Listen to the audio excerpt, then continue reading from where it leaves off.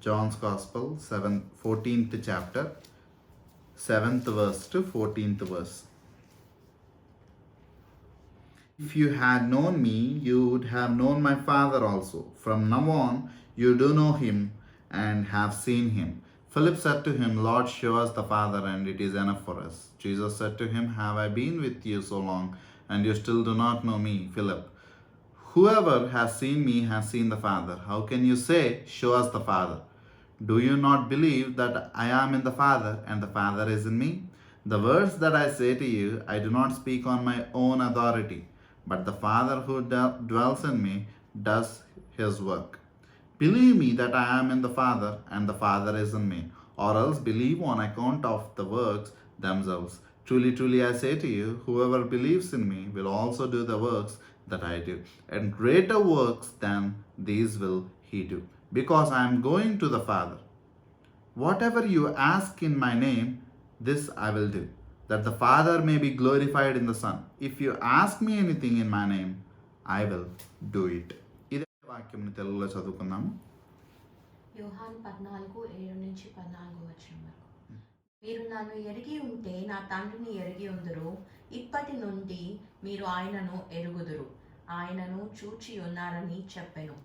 అప్పుడు ఫిలిప్పు, ప్రభువా, తండ్రిని మాకు కనపరచుము, మాకంతే చాలునని ఆయనతో చెప్పగా, యేసు ఫిలిప్పు, నేనింతకాలము మీ వద్ద ఉండి నీవు నన్ను ఎరుగవా?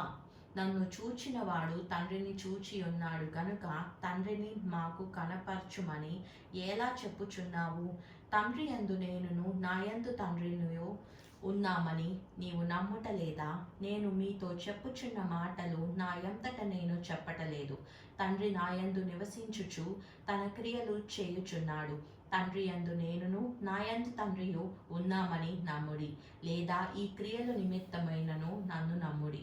నేను తండ్రి యొద్దకు వెళ్ళుచున్నాను గనుక నేను చేయు క్రియలు నా యందు విశ్వాసముంచు వాడును చేయును, వాటికంటే మరి గొప్పవియు అతడు చేయునని మీతో నిశ్చయముగా చెప్పుచున్నాను. మీరు నా నామమున దేని నడుగుదురో తండ్రి కుమారుని యందు మహిమపరచబడుటకై దానిని చేతును. నా నామమున మీరు నన్నేమి అడిగినను నేను చేతును. దేవుడి యొక్క వాక్యమును దీవించును గాక. Praise the Lord everyone. So గత వారము యోహాను సువార్త 14వ అధ్యాయము 1వ వచనం నుండి 6వ వచనం వరకు ధ్యానించుకుంటూ ఉన్నాము. క్లుప్తంగా ఏం జరిగింది అన్నది జ్ఞాపకం చేసుకున్నట్టయితే, బేసిక్గా ఇది యేసుక్రీస్తు ప్రభువారు మరణించే ముందు రోజు జరుగుతున్న సంగతులు. యేసుక్రీస్తు ప్రభువారు ఆ యొక్క శిలువ మరణం పొందుకునే ముందు రోజు సాయంకాలపు సమయమని ఈ యొక్క సంగతులు జరుగుతున్నాయి. అనగా మంచి శుక్రవారపు ముందు రోజైన ఆ యొక్క గురువారపు సాయంకాల సమయమున ఈ సంగతులన్నీ జరుగుతున్నాయి. ఇది మేడ మీద గదిన జరుగుతూ ఉన్నాయి. ఇదే సమయమున యేసుక్రీస్తు ప్రభువారు ఆ యొక్క పస్కా పండుగకు కావాల్సిన రొట్టెను భుజించటము, ప్రభురాత్రి బల్లగా ఇదే దినముని ఇదే సమయాన్ని పిలవటము మనకి వాక్యంలో కనిపిస్తూ ఉంది. సో ఈ యొక్క సంగతులు ఇప్పుడు దాకా మనకి జరుగుతూ ఉన్నాయి.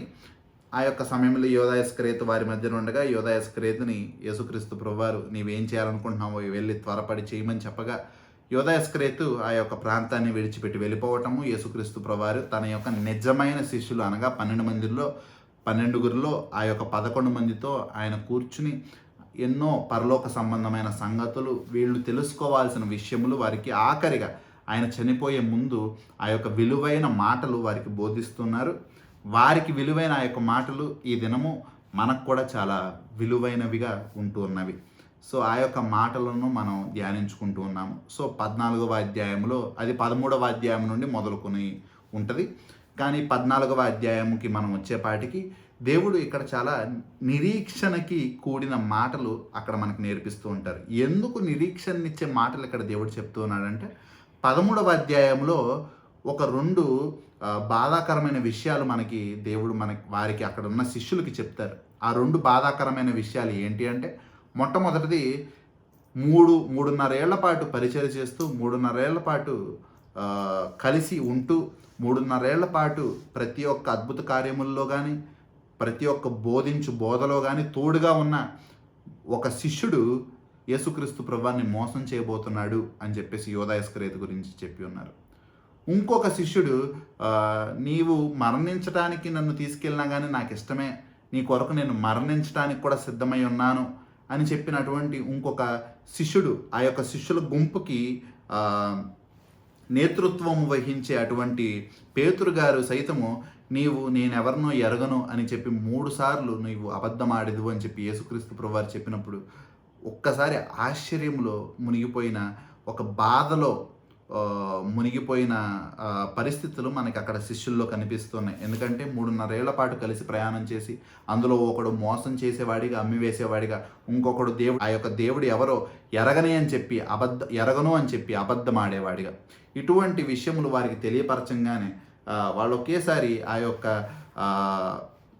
శోకంలో, ఆ యొక్క బాధలో మునిగిపోయిన వారిగా ఉంటూ ఉన్నారు. అటువంటి బాధలో మునిగిపోయిన, ఒక అయోమయంలో మునిగిపోయిన ఆ యొక్క శిష్యులకు నిరీక్షణని కలిగించే కొన్ని మాటలు దేవుడు వారికి, కొన్ని వాగ్దానములు ఈ యొక్క 14వ అధ్యాయంలో వారికి చేస్తున్నారు. దానికి అనుకూలంగానే 14వ అధ్యాయము 1వ వచనములో మీ హృదయమును కలవరపడనీయుకుడి అని చెప్పి దేవుడు వారికి చెప్తున్నాడు. వారు ఏదైతే కలవరానికి గురయ్యారో, వారు దేని గురించి అయితే బాధపడుతున్నారో 13వ అధ్యాయంలో, దాని గురించి 14వ అధ్యాయంలో మీ యొక్క హృదయములు కలవరపడనీయుకుడి అని చెప్పి 1వ వచనంలో చెప్తున్నారు. 2వ వచనంలో నా తండ్రి ఇంట అనేక నివాసములు కలవు అని చెప్పేసి చెప్తూ ఉన్నారు. ఆయన పరలోకంలో ఒక స్థలము మన కొరకు సిద్ధపరుస్తూ ఉన్నాడని, శిష్యుల కొరకు సిద్ధపరుస్తూ ఉన్నారని చెప్పి వాళ్ళు పడాల్సిన అవసరం లేదని, ఆ యొక్క పరలోక రాజ్యపు వారసులు అవుతారని, ఆ యొక్క పరలోకంలో దేవుడు వారి కొరకు సిద్ధపరిచిన ఆ యొక్క గృహంలో, ఆ యొక్క స్థలములో వాళ్ళు ఉండబోతున్నారని చెప్పి ఒక గొప్ప నిరీక్షణ కూడిన వాగ్దానము దేవుడు చేసి ఉన్నాడు.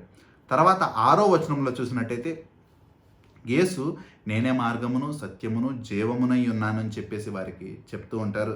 దాని తర్వాత వారికి స్పష్టంగా తెలియపరుస్తుంటారు, నా ద్వారానే తప్ప ఎవడును తండ్రి యొద్దకు రాడు. సో ఇటువంటి గొప్ప వాగ్దానము, ఆ యొక్క వాగ్దానములు నెరవేర్చడానికి వారు ఏం చేయాలో కూడా యేసుక్రీస్తు ప్రభువారు వారికి తెలియపరుస్తున్నారు. వాళ్ళు అది తెలుసుకొని వారిగా వాళ్ళు ఉంటూ ఉండగా వాళ్ళకి అది ఏ విధంగా ఆ యొక్క పరలోక రాజ్యములో సిద్ధపరచబడిన స్థలానికి ఎలా చేరుకోవాలో తెలియకపోతే యేసుక్రీస్తు ప్రభువారు తెలియపరుస్తున్నారు, నేనే మార్గమును, సత్యమును, జీవమునై ఉన్నాను, నా ద్వారానే తప్ప ఎవరు ఆ యొక్క పరలోకముకి, తండ్రి యొద్దకు చేరలేరు అని చెప్పి ఒక గొప్ప నిరీక్షణ కూడిన సంగతులు వారికి తెలియపరుస్తున్నారు. మనకు కూడా అటువంటి నిరీక్షణ కలిగించే, ఊరట కలిగించే మాటలు అవన్నీ ప్రియులారా. ఎందుకంటే ఈ లోకంలో ఎన్నో బాధలు, కష్టములు, మానసికంగా, శారీరకంగా, ఆర్థికంగా ఎన్నో ఒడిదుడుకులు ఈ లోకంలో ఎదుర్కొంటున్న ప్రతి ఒక్కరికి దేవాతి దేవుడు ఇస్తున్న గొప్ప వాగ్దానము, ఆయన్ని వెంబడించు వారికి ఈ యొక్క లోకంలో ప్రతిదినము సిలువ మోసుకుని నడిచినట్టే ఉండిద్ది. అది పూల పానుపు కాదు కానీ ముళ్ళ పానుపుగా మనకి ఉంటూ ఉంటుంది మనం నడిచే మార్గము. ఈ లోకంలో అది మనకి కష్టతరంగానే ఉండిద్ది. ఎందుకంటే దేవుణ్ణి వెంబడించాలంటే చాలా కష్టముతో కూడినది, ఎవరు పడితే వాళ్ళు వెంబడించలేనిది. అది ఆయన యొక్క బలము చేత, ఆయన యొక్క ఆత్మ చేతనే సాధ్యమయ్యేది, ఆయన యొక్క మార్గంలో నడవటం. సో అటువంటి పరిస్థితులు మనకి కనిపిస్తూ ఉండగా దేవుడు ఇస్తున్న గొప్ప నిరీక్షణ కూడిన మాటలు, మనం ఎంతటి ప్రయాస ఇక్కడ గురవుతున్నా కానీ ఒకానొక దినమున ఈ లోకాన్ని విడిచిపెట్టి వెళ్ళేటప్పుడు ఈ యొక్క పాపపు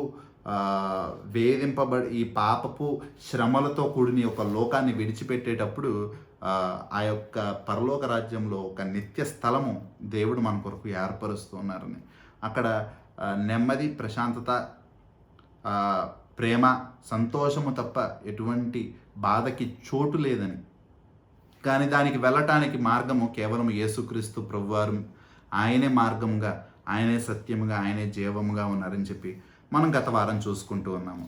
సో ఈ వారము 7వ వచనం నుండి మనము చూసుకోబోతూ ఉన్నాము. సో 7వ వచనం చదువుతున్నాను చూడండి. యోహాను సువార్త 14వ అధ్యాయము 7వ వచనము. మీరు నన్ను ఎరిగి ఉంటే నా తండ్రిని ఎరుగుదురు, ఇప్పటి నుండి మీరు ఆయనను ఎరుగుదురు, ఆయనను చూచి ఉన్నారని చెప్పాను. మీరు నన్ను ఎరిగి ఉంటే నా తండ్రిని ఎరుగుదురు. మీరు నన్ను ఎరిగి ఉంటే, యేసుక్రీస్తు ప్రభువారిని శిష్యులు ఏమని ఎరిగి ఉన్నారు? ఆ సమయంలో, ఆ కాలంలో శిష్యులు ఆయన గురించి ఏమనుకుంటున్నారంటే, వాళ్ళందరూ యేసుక్రీస్తు ప్రభువారిని రాబోవు క్రీస్తుగా, మెస్సయ్యగా గుర్తిస్తూ ఉన్నారు. యేసుక్రీస్తు ప్రభువారిని ఆ యొక్క దేవాతి దేవుని యొక్క కుమారుడుగా గుర్తిస్తూ ఉన్నారు. యేసుక్రీస్తు ప్రభువారిని ఆ యొక్క వాగ్దానము చేయబడిన దావీదు కుమారుడిగా వాళ్ళు గుర్తిస్తూ ఉన్నారు. కానీ వాళ్ళు గుర్తించలేని విషయం ఏంటంటే, యేసుక్రీస్తు ప్రభువారు త్రిత్వంలో ఒకరైన ఆ యొక్క గాడ్ హెడ్, దైవత్వము కలిగిన వారిగా వాళ్ళు గుర్తించలేకపోతున్నారు. దేవుని కుమారుడు అని చెప్పి అంగీకరిస్తూ ఉన్నారు. దేవుడే ఆయన్ని పంపించాడు అని చెప్పేసి అంగీకరిస్తున్నారు. కొంతమంది ఆయన ప్రవక్తగా భావిస్తూ ఉన్నారు. కొంతమంది దేవుని యొక్క బిడ్డగా భావిస్తూ ఉన్నారు. ఇంకొంతమంది ఆయన మెస్సయ్యగా, వాగ్దానం చేయబడిన మెస్సయ్యగా, ఆ యొక్క రోమియోల చెర నుండి విడిపించేటువంటి మెస్సయ్యగా, క్రీస్తుగా మాత్రమే ఆయన్ని గుర్తిస్తూ ఉన్నారు. సో ఇటువంటి విధంగా వారి యొక్క ఆలోచన విధానం ఉంటూ ఉంది.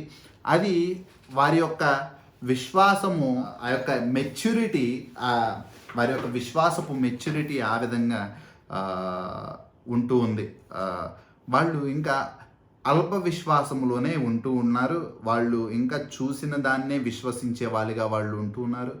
3.5 ఏళ్ల పాటు దేవుడిని వెంబడించినా కానీ వాళ్ళు ఇంకా దేవుడు ఆ యొక్క త్రిత్వములో ఏకత్వమైన దేవాతి దేవునిలో, ఆ త్రిత్వములో ఒకరిగా వాళ్ళు గుర్తించలేని వారిగా వాళ్ళు ఉంటూ ఉన్నారు. అది వారి యొక్క అజ్ఞానముగా లేదా వారి యొక్క అమాయకత్వంగా మనకి అక్కడ కనిపిస్తుంది. సో అందుకని దేవాతి దేవుడు ఇక్కడ ఈ మాటలు చెప్తూ ఉన్నారు. యోహాను సువార్త 14వ అధ్యాయం 7వ వచనములో, మీరు నన్ను ఎరిగి ఉంటే నా తండ్రిని ఎరుగుదురు. If you have known me, if you had known me, you would have known my father. 3.5 ఏళ్ల పాటు ప్రయాణం చేసిన తర్వాత కూడా ఇంకా మీరు నన్ను తెలుసుకొని ఉన్నట్టయితే, మీరు ఇంకా నన్ను తెలుసుకొని ఉన్నట్టయితే అని చెప్పి ఇక్కడ దేవుడు వారికి చెప్తున్నారు. కానీ మీరు గమనించాల్సింది ఏంటంటే, ఇక్కడ వారు గ్రహించలేకపోవచ్చు, ఇక్కడ వాళ్ళు తెలుసుకోలేకపోవచ్చు. కానీ యేసుక్రీస్తు ప్రభువారు మరణించి 3వ దినాన పునరుద్ధానుడైన తర్వాత అక్కడ మనకి తోమా గారు అంటారు, ఇక్కడ దేవుని కుమారుడు అని చెప్పి పిలిచిన శిష్యులు, ఇక్కడ మెస్సయ్యగానే భావించిన శిష్యులు, ఆ యొక్క దైవత్వాన్ని ఆయనకు ఆపాదించిన ఈ యొక్క శిష్యులు యేసుక్రీస్తు ప్రభువారు పునరుద్ధానుడైన తర్వాత తోమా గారు ఒక మాట అక్కడ అంటూ ఉంటారు. యోహాను సువార్త 20వ అధ్యాయం చెప్పండి. Johne's gospel 20th chapter 28th verse. అందుకు తోమా ఆయనతో, నా ప్రభువా, నా దేవా అనెను. అక్కడ దేవుడు అనే మాట, అక్కడ తోమా గారు దేవుణ్ణి పరిశీలించి ఆయన యొక్క గాయములో ఆయన యొక్క హస్తములుంచి ఆయన అనే మాటలు ఏంటంటే, మై లార్డ్, మై గాడ్, నా ప్రభువా, నా దేవా అనెను అని చెప్పేసి మనకి ఆ యొక్క యోహాను సువార్త 20వ అధ్యాయం 28వ వచనంలో ఉంటుంది. అక్కడ తోమా గారు he has acknowledged, he has accepted Jesus Christ to be God. యేసుక్రీస్తు ప్రభువారు ఆ యొక్క త్రిత్వములో ఒకరైన దేవాతి దేవునిగా అక్కడ తోమా గారు అంగీకరిస్తూ ఉన్నారు. ఆయన ఈ లోకంలో ఎన్ని అద్భుత కార్యములు చేసినా, మరణించిన వారిని మళ్ళీ తిరిగి లేపిన లాజరు గారి వలె, ఎన్నో అస్వస్థతలకి గురైన వారిని స్వస్థపరిచిన వారు మాత్రము దేవుని నుండి వచ్చారు, దేవుని యొక్క బిడ్డగానే ఆయన గుర్తించారు తప్ప యేసుక్రీస్తు ప్రభువారు పునరుద్ధానుడైన తరువాత వాళ్ళు గుర్తించగలిగారు ఆయన త్రిత్వంలో ఒకరైన దేవాతి దేవుడు అని చెప్పేసి. ఆ త్రిత్వము అన్న ఆ యొక్క ఆలోచన వారికి, శిష్యులకి లేదా ఆ సమయంలో యూదులకి లేదు. వాళ్ళందరూ ఆ యొక్క దేవాతి దేవుడు అనగా లార్డ్ ఈజ్ వన్ అన్న మాట బట్టి, దేవుడు ఒకడే అన్న మాట పాత నిబంధన బట్టి వారు ఆ యొక్క దేవుణ్ణి, ఆ మోనోథియిస్టిక్గా వాళ్ళు దేవుణ్ణి పూజిస్తూ ఉండేవాళ్ళు. యెహోవా దేవునిగా, యావే, ఉన్నవాడును అనువాడునై ఉన్నాను అని చెప్పి దేవునికి పేరు పెట్టుకుని ఆ విధంగా వాళ్ళు ఆయన్నే పూజిస్తూ ఉండేవాళ్ళు. కానీ ఆ యొక్క త్రిత్వమైన ఏకత్వమైన దేవుడిని వాళ్ళు అంత పరిపూర్ణంగా ఎరిగి లేరు. కానీ యేసుక్రీస్తు ప్రభువారు ఈ లోకంలోనికి దిగి వచ్చిన తర్వాత ఏ విధంగా అయితే ఆయన యొక్క రాబోవు పరిశుద్ధాత్మ ఆదరణకర్త గురించి ఆయన చెప్పి ఉన్నారు, ఏ విధంగా ఆయన కూడా దేవునిలో ఒకరిగా ఉంటూ ఉన్నారని చెప్పేసి చెప్తూ ఉన్నారు. I am in my father is in me. నేను నా తండ్రి యందు ఉంటూ ఉన్నాను, నా తండ్రి నాలో ఉంటూ ఉన్నారు అని చెప్పుకుంటూ ఉన్నారు. నేను వెళ్ళిన తర్వాత మీకు ఒక ఆదరణకర్తను పంపిస్తాను అని చెప్తూ ఉన్నారు. అదేవిధంగా మత్తయి సువార్త 28వ అధ్యాయంలో తండ్రి యొక్క నామమియు, కుమారుని యొక్క నామమియు, పరిశుద్ధాత్మ యొక్క నామమియు మీరు బాప్తీసము పొందుడి అని చెప్పేసి అక్కడ శిష్యులను బాప్తీసము పొందుడి అని చెప్పేసి అక్కడ వారికి ఒక ఆజ్ఞని ఇస్తున్నారు. ఈ యొక్క వాక్యములు బట్టి గ్రహించుకున్నది ఏమి అనగా దేవుడు ఒక్కడే, త్రిత్వములో ఏకత్వమైన దేవుడిగా మనకి బైబిల్ గ్రంథము నేర్పిస్తుంది.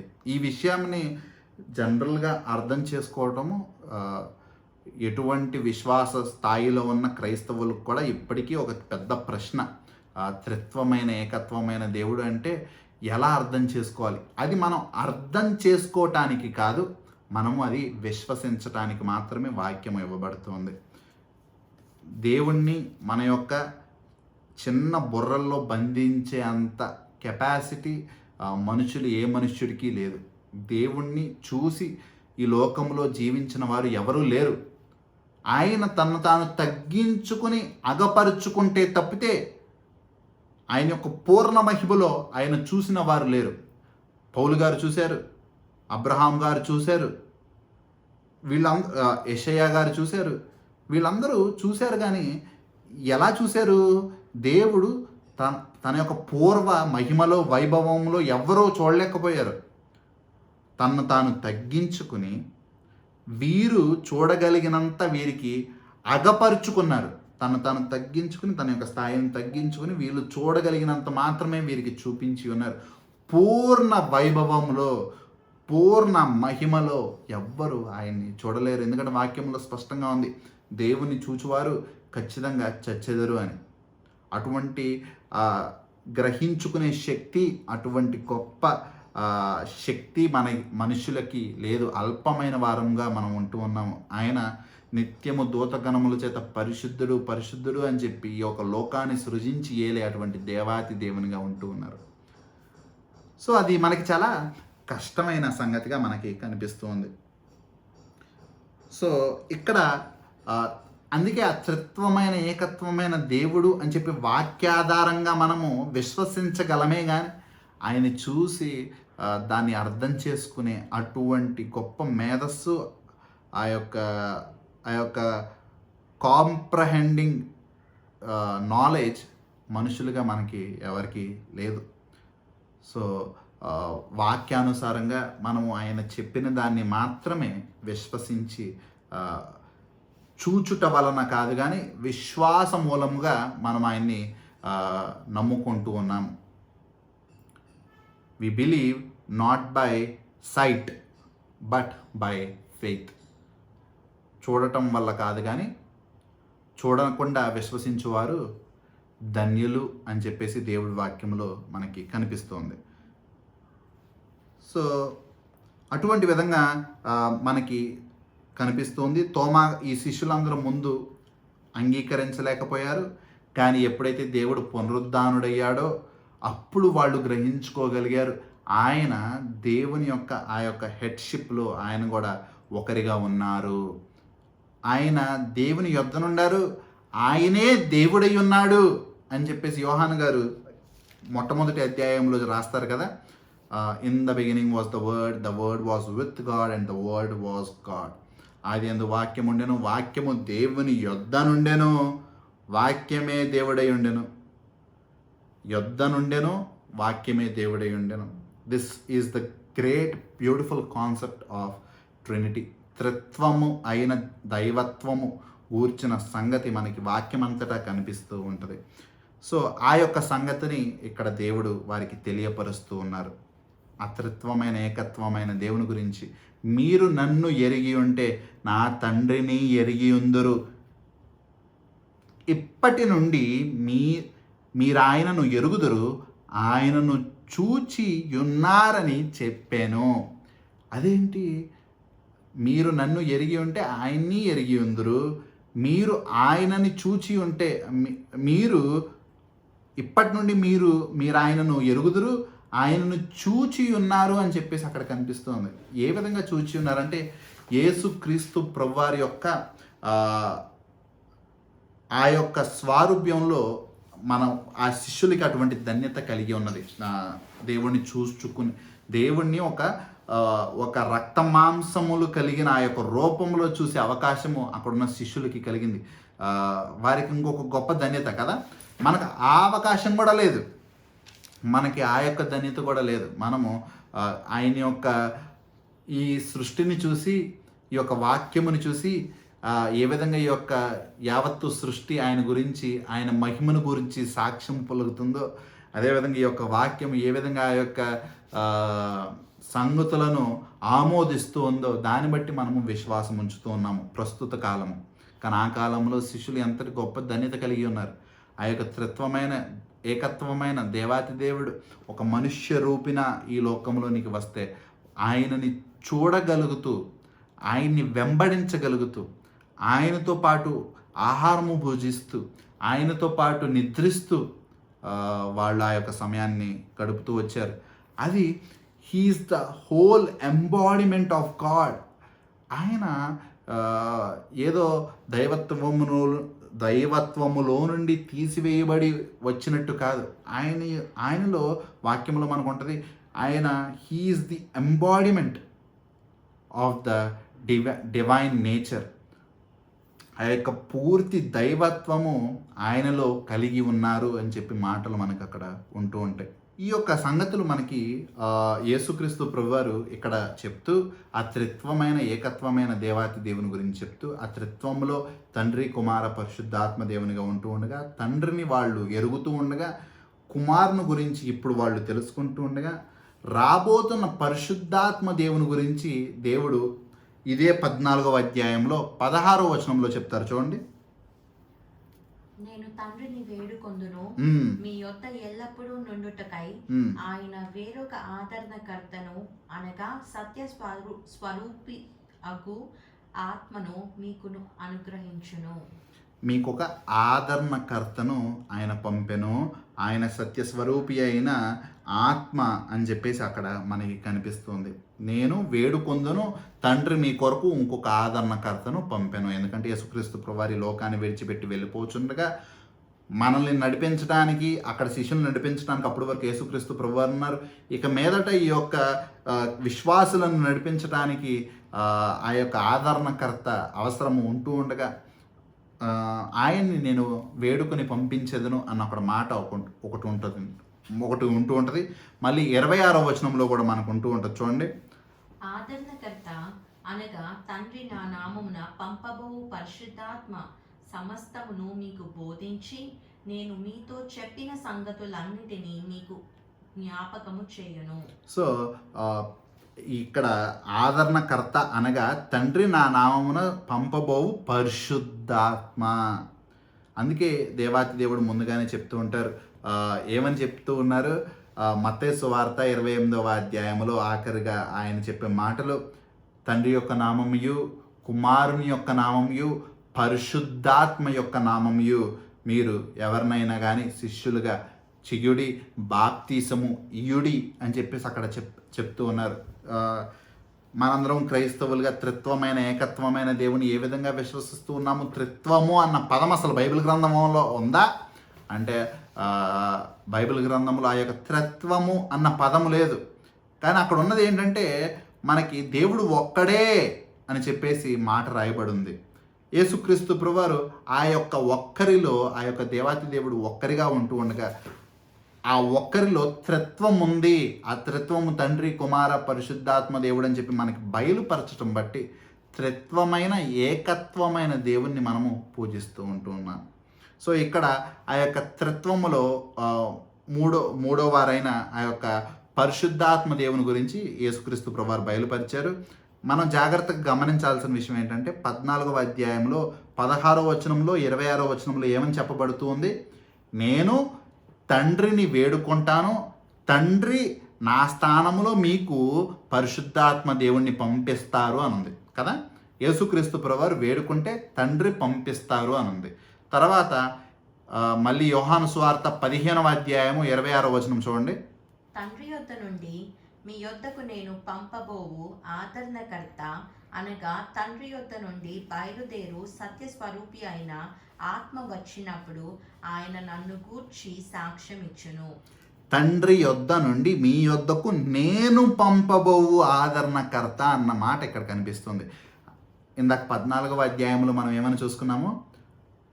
తండ్రి ఎవరినైతే పంపబోచున్నాడో నేను వేడుకుంటానో తండ్రి మీ కొరకు పంపుతాడు అని ఉంది. ఇక్కడ ఏమనుంది? ఇక్కడ యేసుక్రీస్తు ప్రభువారు ఆయనే పంపబోతున్నాడు పరిశుద్ధాత్మ దేవుణ్ణి అని చెప్పేసి మన కొరకు ఇక్కడ రాయబడుతుంది.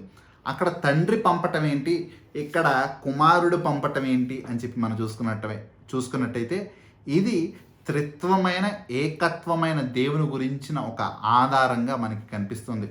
They are not different, they are one, but in as three persons. ముగ్గురు వేరు వేరు వ్యక్తులుగా ఉంటున్నారు, కానీ వారి యొక్క హృదయము మాత్రము, వారి యొక్క చిత్తము ఒకటిగా ఉంటుంది. అది ఎలా సాధ్యము? అది చాలా అసాధ్యము కదా. భార్యాభర్తల్లో విషయంలోకి వస్తే వాళ్ళు ఇద్దరు వ్యక్తులు కానీ ఏక శరీరులై ఉన్నారని చెప్పేసి వాక్యం మనకి బోధిస్తుంటుంది. కానీ అది చాలా అసాధ్యమైన విషయము. దాన్ని సాధించడానికి అందరూ భార్యాభర్తలు ప్రయత్నిస్తూ ఉంటారు. ఉదాహరణకి మేము కూడా అదే విధంగా ప్రయత్నిస్తూ ఉంటాం. ఒకటే విధంగా ఆలోచించాలి, ఒకే విధమైన హృదయం కలిగి ఉండాలన్నది, కానీ అది చాలా ఛాలెంజింగ్ విషయము కదా. ఏక శరీరులై ఉండటం అంటే ఒకే మనస్సు కలిగి ఉండటము, ఒకే చిత్తము కలిగి ఉండటము. సో అటువంటి ఏకత్వము దేవుడు మనకి కూడా ఉండాలని చెప్పేసి చెప్తూ ఉన్నాడు. కానీ వారు పరిశుద్ధులు గనక, మహోన్నతులు గనక, ఆ యొక్క త్రిత్వమైన ఏకత్వమైన దేవుడు ఉన్నవాడు అనువాడైన గొప్ప దేవుడు మహోన్నతుడు గనక వారు మాత్రం అటువంటి పర్ఫెక్ట్ హార్మనీ, పర్ఫెక్ట్ విల్, అంటే తండ్రి ఏ విధంగా కోరుకుంటూ ఉన్నాడు, కుమారుడు అదే విధంగా కోరుకుంటూ ఉన్నాడు. తండ్రి ఏమి చేయాలనుకుంటూ ఉన్నాడో కుమారుడు కూడా అదే చేస్తూ ఉన్నాడు. So there is a perfect harmony and a perfect will. అందరూ ఏక చిత్తము కలిగి ఉన్నారు. త్రిత్వములో ఏకత్వమైన ఆ యొక్క దేవాతి దేవుడు ఏక చిత్తము కలిగి ఉన్నారు. ఎప్పుడు ఈ యొక్క త్రిత్వమైన ఏకత్వమైన దేవుణ్ణి ముగ్గురు వేరు మనుషులుగా ఎప్పుడు ఊహించుకోకూడదండి. వేరే విశ్వాసాల్లో వాళ్ళు చేసిన తప్పు ఇదే. వాళ్ళ యొక్క మనుషులు గనక, వాళ్ళ యొక్క మేధస్సు ఈలోక సంబంధమైనది గనక, వాళ్ళు ఇక్కడ వరకే ఆలోచించగలరు గనక, వాళ్ళకున్న గొప్ప ఆలోచన శక్తితో వాళ్ళు ఏ విధంగా నిర్ధారించుకున్నారంటే త్రిత్వమైన ఏకత్వమైన దేవుడిని వాళ్ళు ముగ్గురు వ్యక్తులుగా, వేరు వ్యక్తులుగా విభజించి చూస్తూ ఉన్నారు. కానీ మనం గుర్తుపెట్టుకోవాల్సింది ఏంటంటే దేవుడు మనుష్య రూపేణ లేడు. దేవుడు మనుష్య రూపేణ లేడు. యేసుక్రీస్తు ప్రభువారు ఈ లోకానికి వచ్చేటప్పుడు మనుష్య రూపేణ దిగి వచ్చి ఉన్నాడు. ఆయన ఆదియందు వాక్యం ఉండెను, వాక్యము దేవుని యొద్ద నుండెను, వాక్యము దేవుడై ఉండెను, ఆ వాక్యము శరీరధారుడై కృపా సత్య సంపూర్ణుడిగా మన మధ్యన నివాసం ఉండెను. ఆయన ఇక్కడికి వచ్చేటప్పుడు ఈ విధంగా రక్త మాంసాలు కలిగి లేడు. దేవుడు ఏ విధంగా ఉన్నాడని చెప్పేసి వాక్యం చెప్తూ ఉంది. ఒకసారి యోహాను సువార్త 4వ అధ్యాయము తిప్పండి. జాన్స్ గాస్పల్ 4th చాప్టర్ 24వ వచనము. దేవుడు ఆత్మ గనుక, చాలు, దేవుడు ఆత్మ రూపేణ ఉంటూ ఉన్నారు. ఆయన ఈ లోకంలోనికి వచ్చినప్పుడు కృపా సత్య సంపూర్ణుడిగా వచ్చి ఉన్నాడు. నిత్యము ఆ విధంగా శరీరధారుడే వచ్చి ఉన్నాడు ఈ లోకంలోనికి వచ్చినప్పుడు. కానీ దేవుడు ఆత్మ రూపేణ ఉంటూ ఉన్నాడు. ఇప్పుడు నేను అడిగే ప్రశ్న ఏంటంటే, ఆత్మ ఏ విధంగా ఉండిద్దో మీరు వివరించగలరా? ఈ లోకంలో ఎన్నో వీడియోలు లేదా సినిమాలు వాళ్ళందరికీ ఉన్న అల్ప జ్ఞానం, అంటే వాళ్ళకి దైవికమైన ఆలోచనలు, దైవికమైన జ్ఞానం లేదు. దేవుడు ఏ విధంగా ఉంటారో వీళ్ళకి తెలియదు. వీళ్ళకి తెలిసిందల్లా ఏంటి అంటే ఈ లోక సంబంధమైనది తెలుసు గనక ఒక పొగ లేదా ఒక తెల్ల బట్టలు, తెల్ల వస్త్రములు, ఇవి మాత్రమే మనుషులకి తెలుసు. ఇది ఎక్కడైనా దేవుడు మనకి బయలుపరిచాడా? పరలోకము నుండి వచ్చిన ఆ యొక్క గొప్ప మహోన్నతుడు బయలుపరిచాడా ఆయన ఏ విధంగా ఉంటాడో? వీళ్ళకి తెలియదు. వీళ్ళు ఆ విధంగా చెప్తే మనుషులు కూడా అదే విధంగా ఇన్ని రోజులు భావిస్తూ వచ్చారు. కానీ నిజానికి ఆ పరలోకము నుండి దిగివచ్చిన ఆ యొక్క దేవాతి దేవుడు ఇచ్చిన ఈ యొక్క వాక్యంలో స్పష్టంగా రాయబడుతుంది, ఆయన ఆత్మ రూపేణ ఉన్నాడు. ఆత్మని వర్ణించటము ఏ మనుష్యుడి వల్ల సాధ్యం కాదు, ఎందుకంటే దాని గురించి మనకేమి చెప్పబడి లేదు. మనం ఊహించుకుంటే మన యొక్క అల్పమైన జ్ఞానాన్ని నుండి మనము దేవుణ్ణి సృష్టించినట్టయితే కానీ నిజమైన దేవుడు మనుషుల చేత సృష్టింపబడిన వాడు కాదు, ఆయన మనుషులను సృజించిన వాడు. వేరే వేరే విశ్వాసాల్లో మనుషుల యొక్క అల్పమైన జ్ఞానముతో దేవుణ్ణి సృజించే వారిగా ఉంటూ ఉంటారు. కానీ మనము నిజమైన దేవుణ్ణి వెంబడించే వారమే కానీ ఆ యొక్క నిజమైన దేవుణ్ణి సృజించే అంత శక్తి మనుషులకి లేదు. మనుషులు ఆయన చేత సృజింపబడిన వారు. మనము సృష్టిగా ఉన్నాము, ఆయన సృష్టికర్తగా ఉన్నాడు.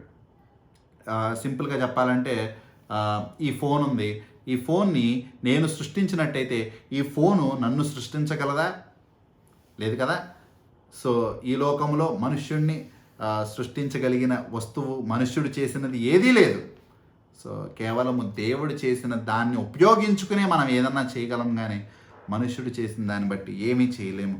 సో ఇవన్నీ మనము చూసుకుంటూ ఉండగా ఇక్కడ యేసుక్రీస్తు ప్రభువారు కూడా ఆ యొక్క వ్యత్యాసాన్ని చూపిస్తూ ఉన్నారు. 14వ అధ్యాయంలో తండ్రి పంపబోవు అని చెప్పి ఉన్నారు. 15వ అధ్యాయంలో 26వ వచనంలో నేను పంపబోవు ఆ యొక్క ఆదరణకర్త అని చెప్పేసి మనకి చెప్తున్నారు. ఈ రెండు మనం చూసుకున్నప్పుడైతే they are in the perfect will. వాళ్ళ యొక్క చిత్తము ఒకరితో ఒకరు పరిపూర్ణంగా అంగీకరిస్తూ వాళ్ళు ఉంటూ ఉన్నారు.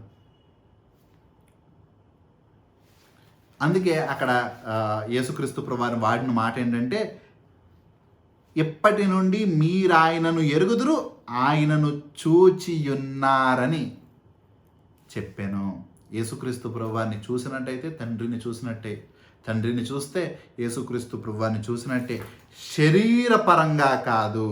ఎందుకంటే యేసుక్రీస్తు ప్రభువారి యొక్క స్వరూపం కూడా ఈ లోకంలో తాత్కాలికంగా, ఆయన ఈ లోకంలో జీవించినంత వరకే ఆ యొక్క శరీరము ధరించి ఉన్నాడు.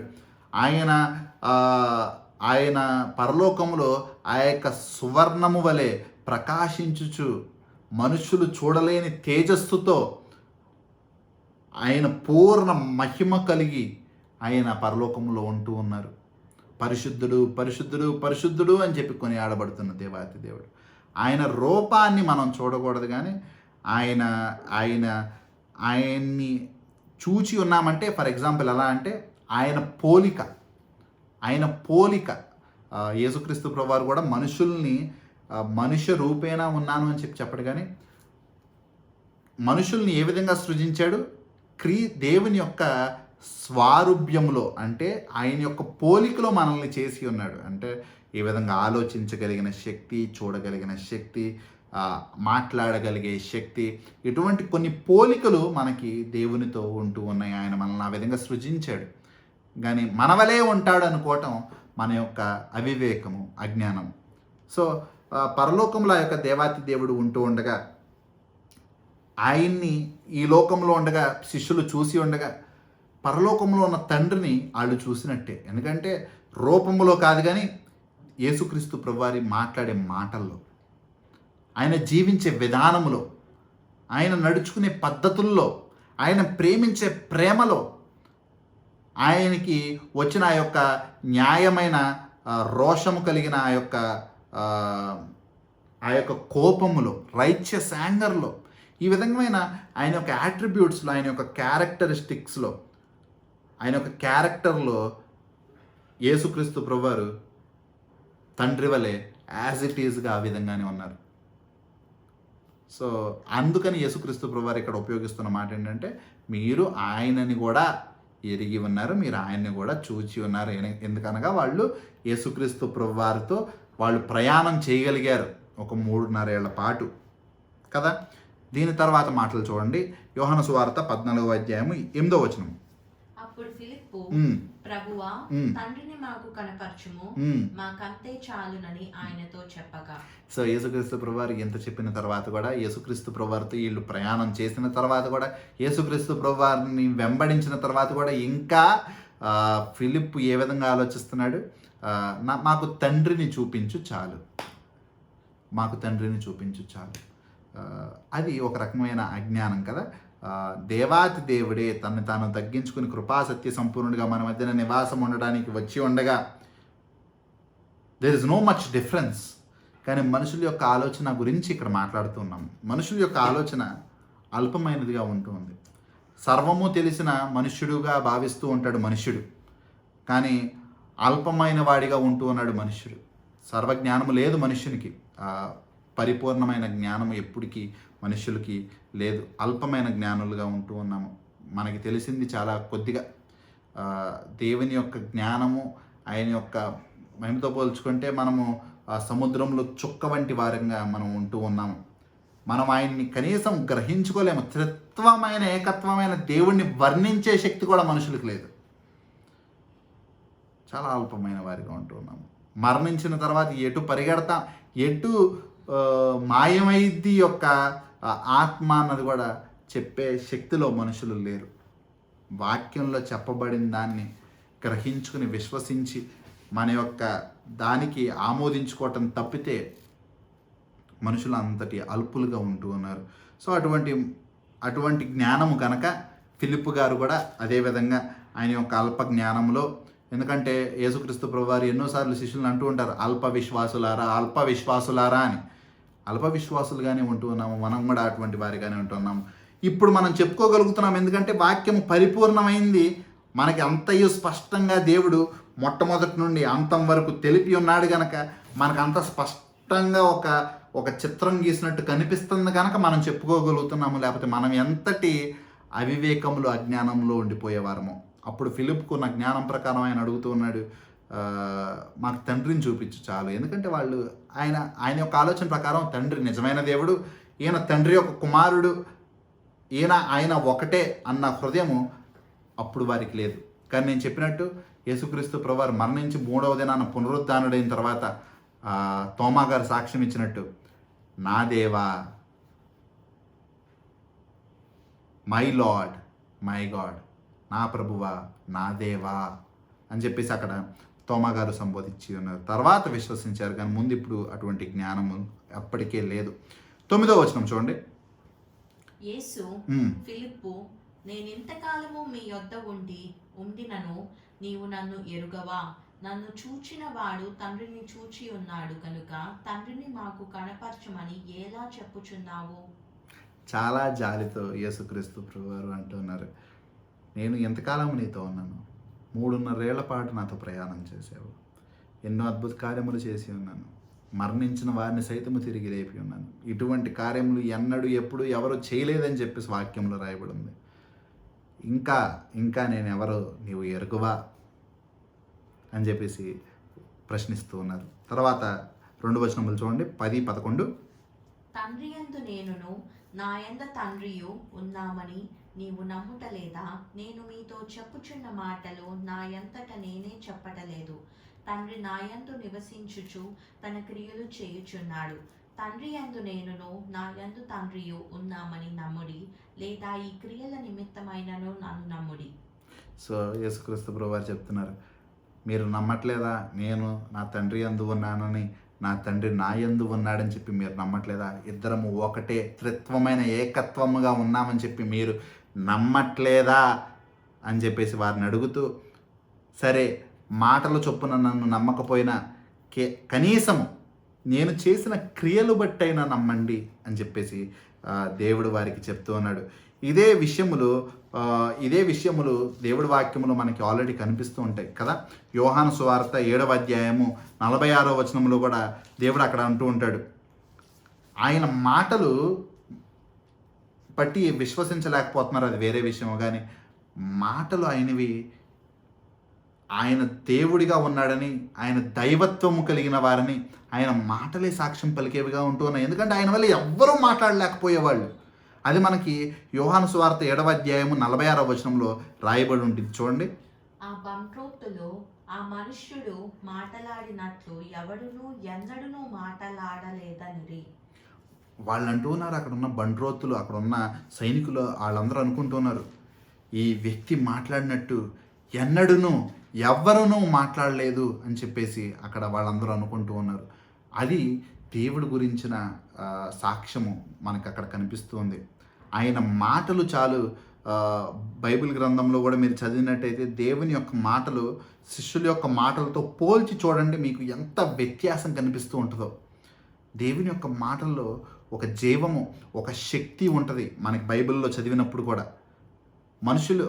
శిష్యులు మాట్లాడినప్పుడు మన వలే ఉంటుంది. మనుషులు మనం ఏ విధంగా మాట్లాడుకుంటామో శిష్యులు ఆ విధంగానే మాట్లాడతారు. కానీ దేవుని యొక్క మాటలు, ఆ జ్ఞానం కూడిన మాటలు మనుషులకి అసలు అర్థం కాని విధంగా, ఆశ్చర్యం కలిగించే విధంగా ఉంటూ ఉంటాయి. ఆయన మాటలు బట్టి మీరు ఎలాగో నమ్మలేదు, కనీసం క్రియలు బట్టేనా నమ్మండి అని చెప్పేసి దేవుడు అంటూ ఉన్నాడు. ఎందుకంటే ఆయన ఎన్నో అద్భుత కార్యములు చేసి ఉన్నాడు. ఆయన చేసిన అద్భుత కార్యములు రాయటం మొదలు పెడితే ఈ లోకములు ఏ పుస్తకము సరిపోదు అని చెప్పేసి యోహాను గారు ఆయన యొక్క ఆఖరి అధ్యాయములు ఆఖరి వచనంలో చెప్తారు. ఆఖరికి నికోడమా గారు కూడా ఆ యొక్క యోహాను సువార్త 3వ అధ్యాయంలో ఒక మాట చెప్తూ ఉంటారు. చూడండి, 2వ వచనము, అతడు రాత్రి యందు ఆయన యొద్దకు వచ్చి, బోధకుడా, నీవు దేవుని యొద్ద నుండి వచ్చిన బోధకుడు అని మేము ఎరుగుదుము.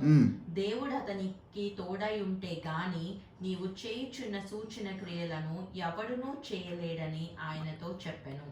నీవు చేసిన సూచక క్రియలు ఎవడనూ చేయలేడు, అన్ని అద్భుత కార్యములు చేసి ఉన్నాడు.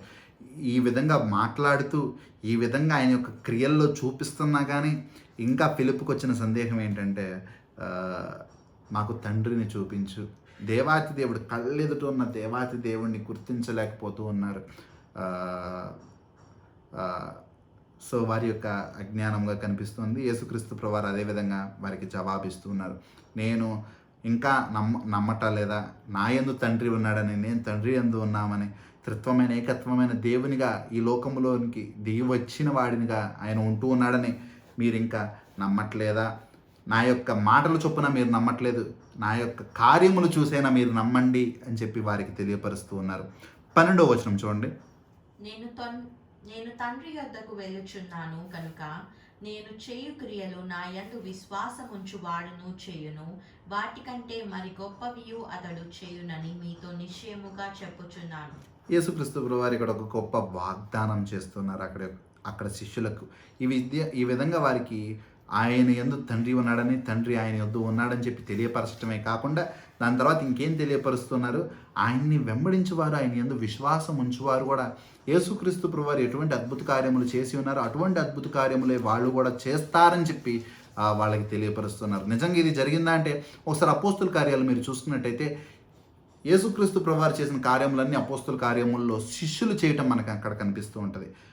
పేతురు గారు స్వస్థపరచటము, మరణించిన వారిని తిరిగి లేపటము, అటువంటి అద్భుత కార్యములు, అనారోగ్యములో ఉన్న వారిని స్వస్థపరచటము, అటువంటి అద్భుత కార్యములు మనకి అపోస్తుల కార్యముల్లో యేసుక్రీస్తు ప్రభువారి యందు విశ్వాసం ఉంచే శిష్యులు కూడా చేయగలగటము, ఇక్కడ వాగ్దానము చొప్పున నెరవేరటము మనకి వాక్యములో కనిపిస్తూ ఉంటుంది. కానీ దెయ్యాలని వెళ్ళగొట్టడము, అటువంటి అద్భుత కార్యములు జరిపించి ఉన్నారు. కానీ గమనించాల్సింది ఏంటంటే ఇక్కడ ఒక మాట ఉంటుంది, నా యందు విశ్వాసం ఉంచు వాడు చెయ్యును, వాటికంటే మరి గొప్పవియు అని చెప్పేసి ఇక్కడ రాయబడి ఉంది. అంటే మనకి ఇక్కడ సందేహం రావచ్చు, యేసుక్రీస్తు ప్రభువారు చేసిన కార్యముల కంటే గొప్ప కార్యములు, అద్భుత కార్యములు ఇంకా చేయగలరా అంటే, యేసుక్రీస్తు ప్రభువారు చేసిన అద్భుత కార్యములు దానికంటే గొప్ప కార్యములు ఇంకేం లేవు. ఎందుకంటే యేసుక్రీస్తు ప్రభువారు స్వస్థపరిచారు, అంతకన్నా అద్భుత కార్యములు ఇంకా స్వస్థపరచడానికి మించి ఇంకేముంది? యేసుక్రీస్తు ప్రభువారు మరణించిన వారిని తిరిగి లేపారు, అంతకన్నా అద్భుత కార్యములు ఇంకేమున్నాయి? యేసుక్రీస్తు ప్రభువారు ఎన్నో దెయ్యాలను వెళ్ళగొట్టారు. అంతకన్నా అద్భుత కార్యములు ఇంకేమున్నాయి? ఇక్కడ చెప్పబడుతున్న మాటలు దీనికన్నా గొప్ప అద్భుత కార్యములని కాదు, దీనికంటే ఎక్కువ విపరీతంగా లెక్కలో ఎక్కువ కార్యములు జరగటం అన్నది వాక్యంలో దీని యొక్క అర్థంగా కనిపిస్తుంది. యేసుక్రీస్తు ప్రభువారు చేసేటప్పుడు ఆయన ఒక్కళ్ళే చేస్తూ ఉండేవాళ్ళు అటువంటి అద్భుత కార్యములు.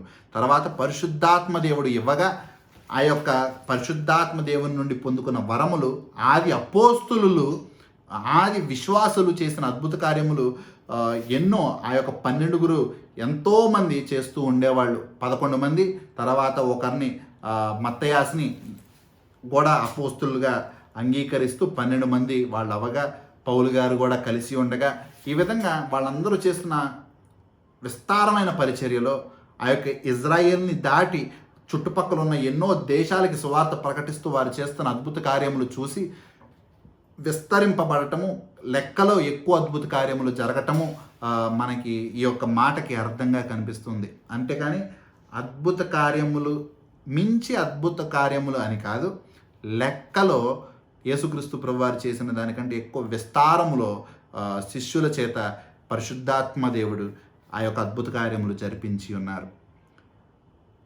ఇదే సంగతి మనకి 2 కొరింథీ 12వ అధ్యాయము 12వ వచనంలో ఉండొచ్చు. చూడండి. సూచన క్రియలను, అద్భుతములను, మహత్కార్యములను చేయుట వలన అపోస్తలుని యొక్క చిహ్నములు పూర్ణమైన ఓర్మితో మీ మధ్యను నిజముగా కనపరచబడెను. సో అదొక సూచక క్రియగా మనకి అప్పుడు ఆ కాలంలో ఉంటుంది. ఆ కాలంలో సువార్త ప్రకటింపబడటానికి, సువార్త నలుదిక్కుల వ్యాప్తి చెందటానికి, సంఘము కట్టబడటానికి పునాదులు కావాలి. పునాదులు వేసే సమయంలో ఇటువంటి అద్భుత కార్యములు విస్తారముగా జరుగుతూ ఉండేవి మొత్తము లోకమంతటా.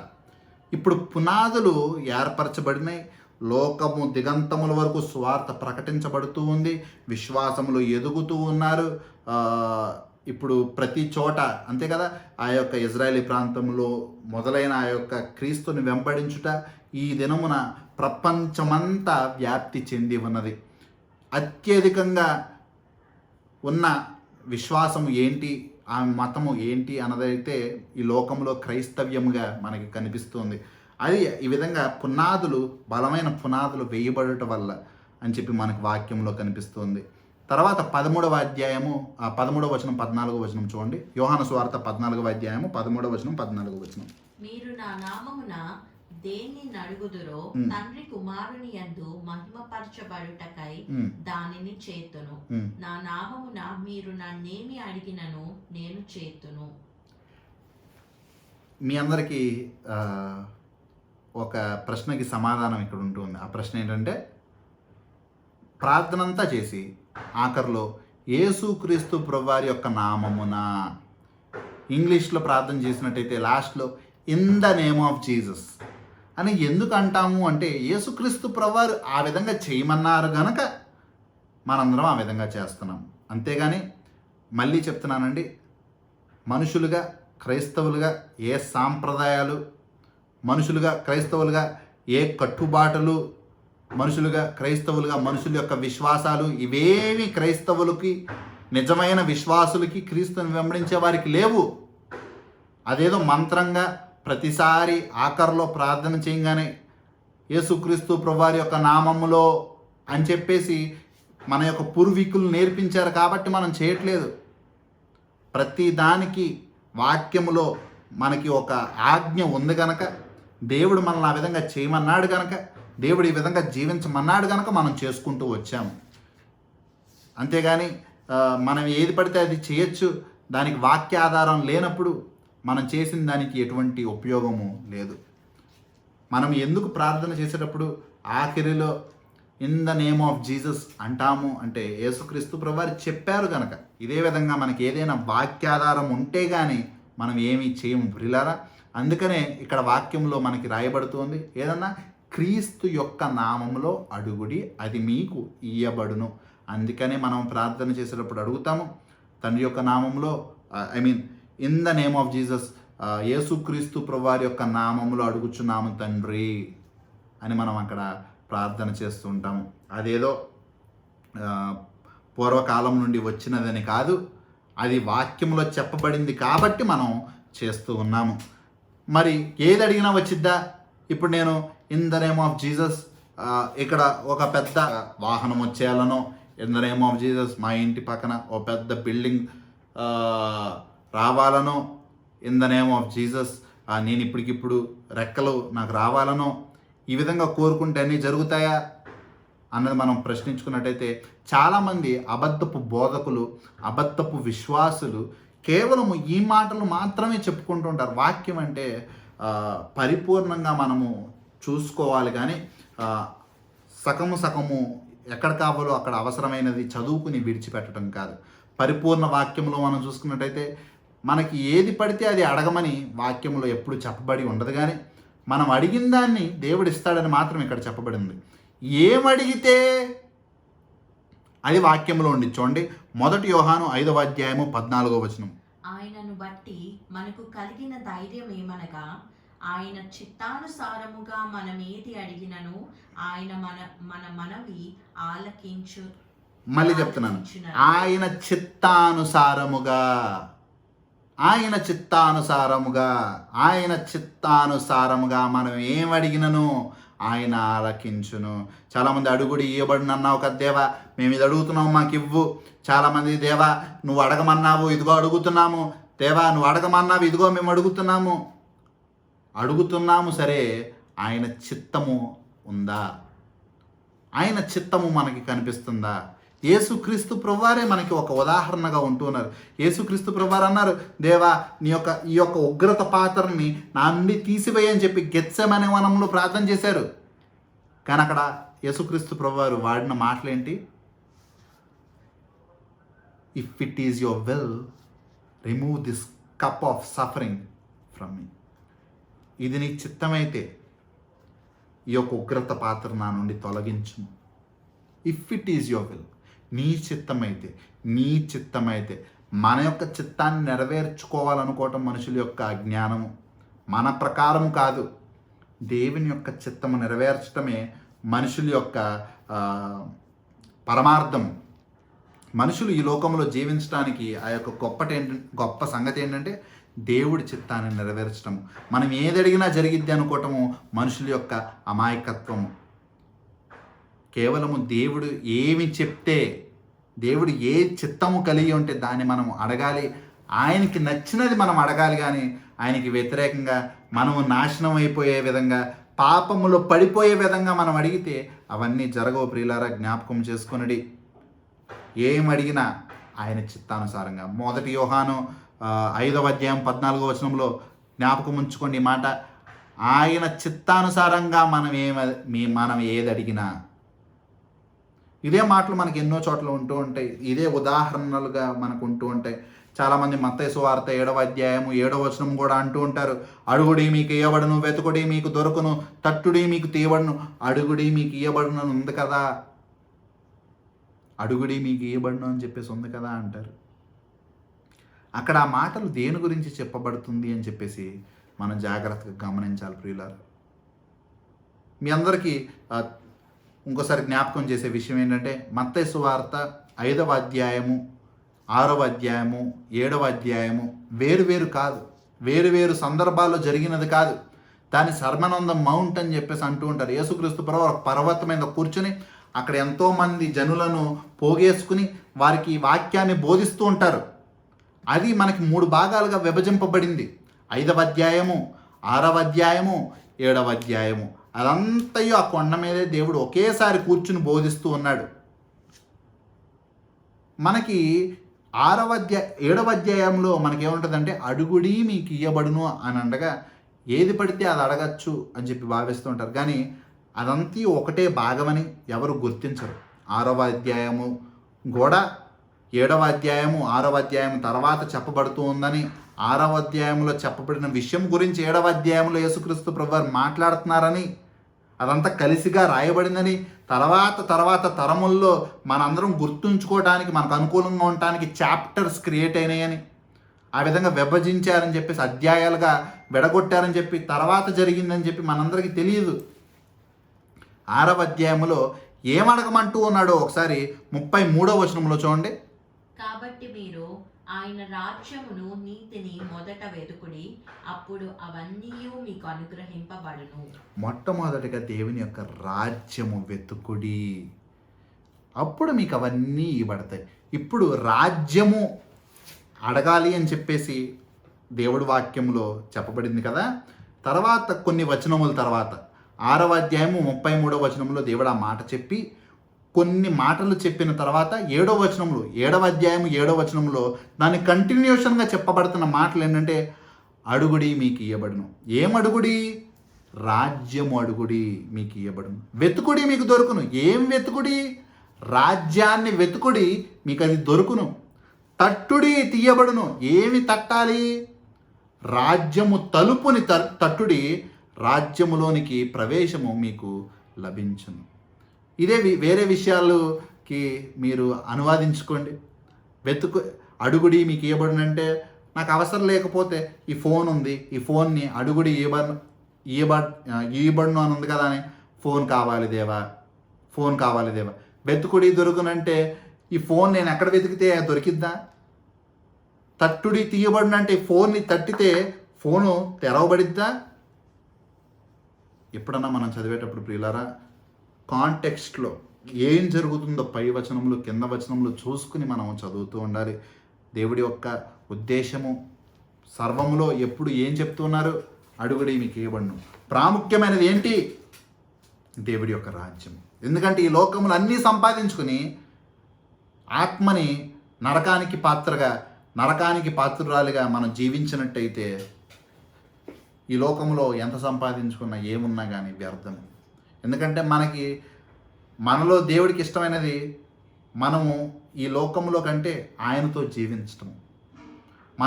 మన యొక్క ఆత్మ, ఈ శరీరం ఏముంది? మట్టి, మనులో కలిసిపోయేది. నిజమైనది ఏంటి? ఆత్మ. నిత్యత్వంలో నిలిచేది ఆత్మ. నశించిపోవాలన్నా, దేవునితో జీవించాలన్నా, నిత్యత్వంలో ఉండాలన్నా అది ఉండేది ఆత్మ. ఈ మన్ను మాత్రం మన్నులో కలిసిపోయేదిగా ఉంటుంది. ఈ మన్ను కొరకో, ఈ లోకపరమైన వాటి కొరకు మనం ప్రయాసపడి నిత్యత్వంలో ఉండిపోయే దాన్ని నాశనం చేసుకుంటే దేవుడి యొక్క హృదయం ఎంతో బాధపడేదిగా ఉంటుంది. ఆయన మనకు ఊపిరిగా ఇచ్చినది ఆత్మ. అది ఎప్పుడు నిలిచిపోయేది. ఇది మన్నైనది మనలో కలిసిపోయేది. ఆ ఆత్మని నాశనం చేయటం దేవుడికి ఎంతమాత్రం ఇష్టం లేదు. అందుకే దేవుడు స్పష్టంగా మనకి ముందుగా దేవుడి రాజ్యం వెతుకుడి, అన్నీ మీకు అనుగ్రహింపబడతాయి. నెమ్మది, సమాధానము, సంతోషము దేవుడు మనకిస్తాడు. కానీ ముందుగా మారు మనసు పొందుడి, ముందుగా రక్షింపబడుడి, ముందుగా దేవుణ్ణి వెతుకుడి. అది వాక్యములు మనకి స్పష్టంగా ప్రతిసారి చెప్పబడుతూ ఉంది. అడుగుడి ఆయన చిత్తానుసారంగా. దేవుడు ఏం కోరుతున్నాడు? దేవుడి యొక్క హృదయం ఏంటి? మనం మారు మనసు పొందుకోవటము, మన యొక్క పిల్లలు మారు మనసు పొందుకోవటము, ఏ ఆత్మ నశించిపోకుండా ప్రతి ఆత్మ రక్షించబడటము, అది దేవుని చిత్తంగా ఉంది. ఆ చిత్తము నెరవేరటానికి ఏం కావాలో కోరుకోండి, అది దేవుడు నెరవేర్చేవాడిగా ఉన్నాడు. దేవుడు పని చేయడానికి ఏం కావాలో కోరుకోండి, అది దేవుడు నెరవేర్చేవాడిగా ఉంటూ ఉన్నాడు.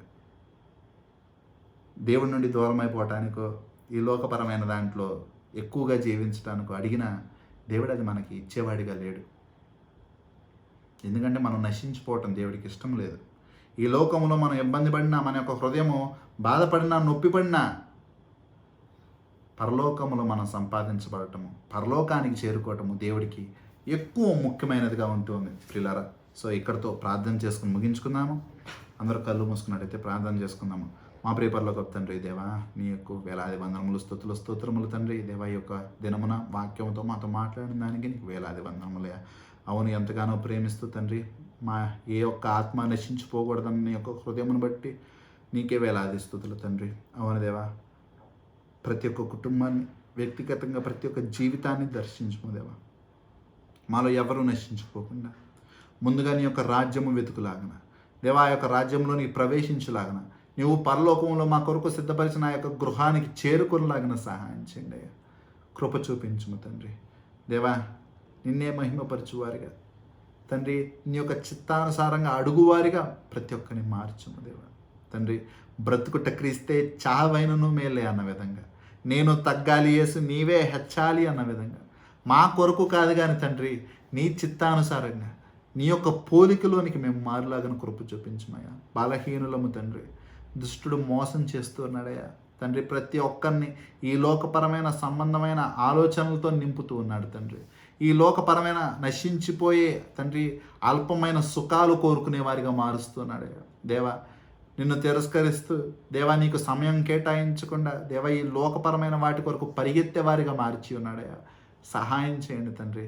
వాటి నుండి దూరంగా పారిపోయి దేవా నిన్ను హత్తుకునేవారిగా తండ్రి, నీ పాద సన్నిధిలో ఆనందించువారిగా, ఒక్క దినము నీ యొక్క సన్నిధిలో గడుపుట 1000 దినముల కంటే శ్రేష్టం అన్నావు తండ్రి. మా యొక్క నెమ్మది, సమాధానము, సంతోషము, ఆనందము, స్వస్థత సమస్తము తండ్రి కేవలము నీ సన్నిధిలో దొరుకును తండ్రి. ఈ లోకములో ఎక్కడ వెతికినా ఇటువంటి ఆనందము, సంతోషము దొరకదయ్యా దేవా. ఇది కేవలం మా యొక్క ప్రార్థన తండ్రి. నీ చిత్తము ఎప్పుడు మహోన్నతమైనది, ఘనమైనది. మా యొక్క జీవితంలో నీ యొక్క ప్రణాళిక మాకు నష్టం చేకూర్చిన మా యొక్క ఆత్మకి అది లాభం చేకూర్చును దేవా.